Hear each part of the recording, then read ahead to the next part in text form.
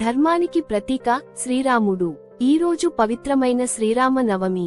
ఈ రోజు మాత్రమే కాదు, మన సంస్కృతి, మన ఆదర్శాల పునాదిని గుర్తుచేసే రోజు. అయోధ్యలో దశరథ మహారాజుకు కౌసల్యాదేవికి పుట్టిన పుత్రుడు శ్రీరాముడు. విష్ణువు యొక్క 7వ అవతారం.